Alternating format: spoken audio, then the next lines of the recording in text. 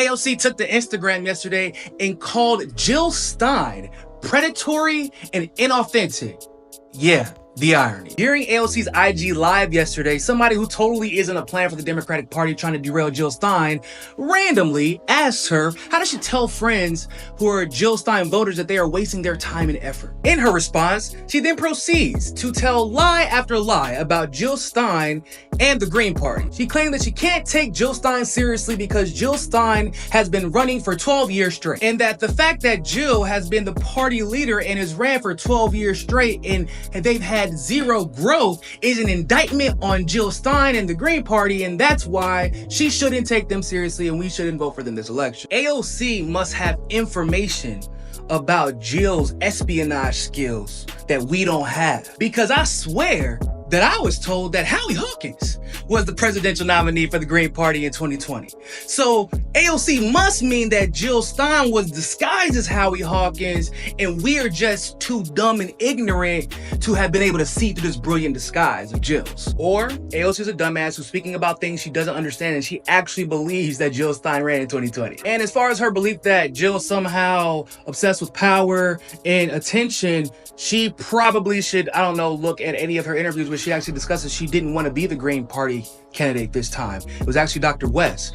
But with Dr. West leaving, she and Najama Baraka got into a fight, not literally, but they were arguing to figure out who would be the nominee, because otherwise the Green Party would suffer because of it.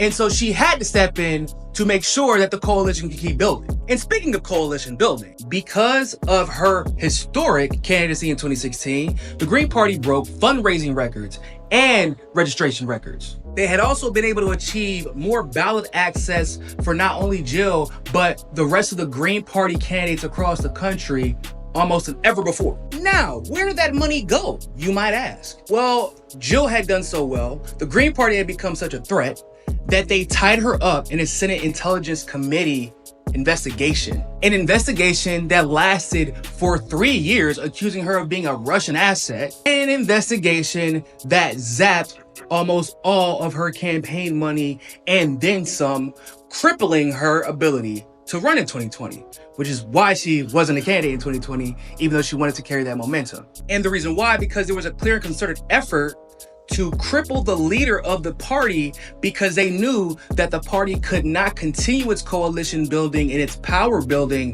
with Jill out of the picture at the time. And of course, she was found innocent of any wrongdoing she was being accused of by the Senate committee, because it was just fucking waste her time and clock because of how well she was doing. It was a punishment. Jill Stein took to Twitter to respond to AOC's egregious comments. She said that Democrats right now sue to kick them off of ballots. They hire operatives to infiltrate and sabotage them, lock them out of debates, fight ranked choice voting, and then act concerned that Greens have only won 1,400 elections. She's explaining that the Democrats who say that the Green Party just has no ability to build coalitions with any level of success are constantly trying to use their power within the government to stop them from building those coalitions. But if you have nothing to worry about, why not just let them fail on their own and let the people decide whose policies they like best? Hell, in AOC's own state, Andrew Cuomo slipped a little line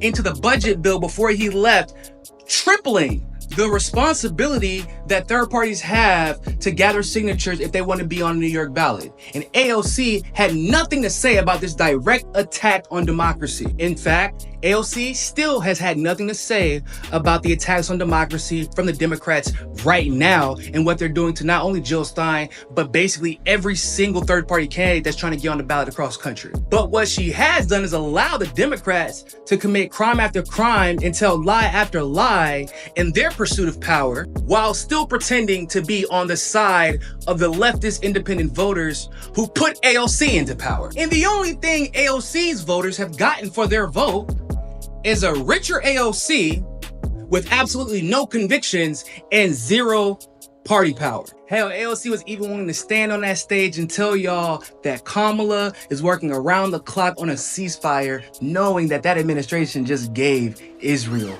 a shitload of weapons.